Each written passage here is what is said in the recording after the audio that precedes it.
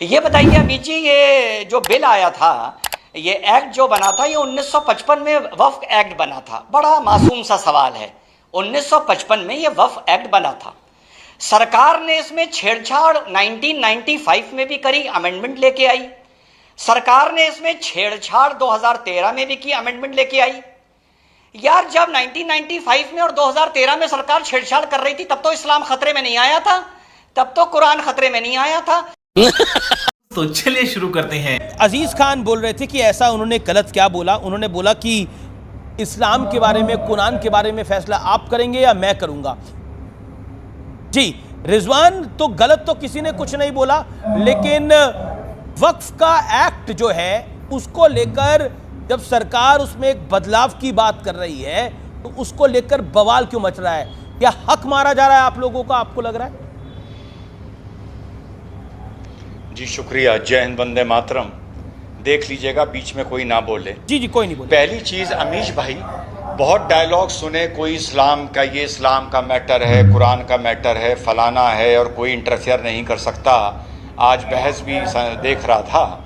ये बताइए अमीश जी, ये जो बिल आया था, ये एक्ट जो बना था, ये 1955 में वक्फ एक्ट बना था। बड़ा मासूम सा सवाल है, 1955 में ये वक्फ एक्ट बना था। सरकार ने इसमें छेड़छाड़ 1995 में भी करी, अमेंडमेंट लेके आई। सरकार ने इसमें छेड़छाड़ 2013 में भी की, अमेंडमेंट लेके आई। यार, जब 1995 में और 2013 में सरकार छेड़छाड़ कर रही थी, तब तो इस्लाम खतरे में नहीं आया था, तब तो कुरान खतरे में नहीं आया था। वो आमिश इस मारे नहीं आया था क्योंकि उस छेड़छाड़ के दम पर जमीन के लुटेरों को फायदा हो रहा था। अगर इस्लाम खतरे में था तो 1995 में अमेंडमेंट का प्रोटेस्ट करते ना, जैसे आज कर रहे हो। लेकिन जहां पर तुम्हारा फायदा हो रहा था तुम अमेंडमेंट के लिए चुप रहे, जहां तुम्हारा नुकसान हो रहा है तुम कह रहे हो इस्लाम खतरे में है। यह है इन लोगों का दोहरा चेहरा, पहली चीज। दूसरी बात जी, जमीन के लुटेरों से एक बात याद आई। मिस्टर जावेद अहमद हैं, ये मेरी बात नहीं है, इन्होंने कल एक इंटरव्यू दिया है। ये वक्फ वेलफेयर सोसाइटी के फोरम के चेयरमैन हैं जावेद अहमद।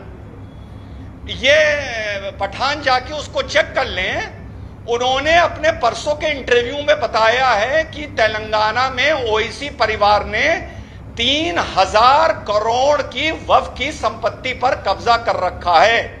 यह मेरा बयान नहीं है, यह जावेद अहमद का बयान है। पोस्ट भी बता दिया और नाम भी बता दिया। दूसरी बात, अब तीसरी बात और अपनी बात खत्म करूंगा।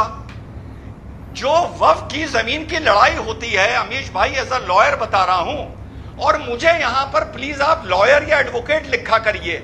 ये मुस्लिम स्कॉलर और मुस्लिम धर्म गुरु की देश में कोई इज्जत नहीं रह गई है, तो आप एडवोकेट लिखा करिए मुझको।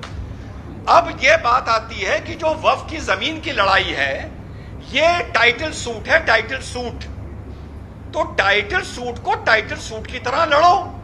अगर वक्फ ये मानता है कि ये जमीन मेरी है, वक्फ का अधिकार है उस जमीन के लिए लड़ने के लिए, अधिकार है। एक टाइटल सूट तैयार करो, सीनियर डिवीजन में जाओ, अपने कागज लगाओ, सिविल कोर्ट में जाकर इसका मुकदमा करो। प्रथम दृष्टिया कोर्ट आपके कागज देखेगा, दूसरी पार्टी को कोर्ट नोटिस इशू करेगा, दूसरी पार्टी अपने कागज लेके आएगी, मुकदमा चलेगा। अगर आपके कागज सही होंगे, जमीन वक्फ को मिल जाएगी। बहुत अच्छी बात है, जैसे हर टाइटल सूट में होता है, जैसे राम मंदिर में हुआ। यार, ये बीच में ट्रिब्यूनल कैसे आ गया? जी, हिंदुस्तान में टाइटल सूट में ट्रिब्यूनल का क्या काम है? जरा मुझे कोई ये बता दे। महमूद बदरी का बड़ा बयान है कि मुसलमानों की अरबों की जमीन को कब्जाना चाहती है सरकार।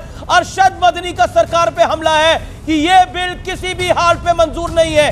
वक्त में किसी प्रकार का संशोधन अस्वीकार्य होगा, स्वीकार नहीं है। सरकार की मंशा बेहद खराब है, यह कहा है मदनी साहब ने। सीधा बयान आ रहा है, मैं सीधा रुख करता हूं इस पर बीजेपी का रिएक्शन लेने के लिए। एक सेकंड, रिजवान अहमद आपने अपनी बात को रखा। शहजाद पूनावाला, अरशद मदनी के बयान पर आपकी राय, 30 सेकंड। देखिए, सही बात है, रिजवान अहमद सही कहा।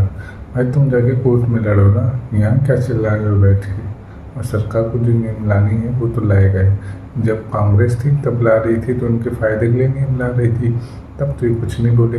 अब बीजेपी ला रही है तो उनको बुरा लग रहा है। अरे वाह,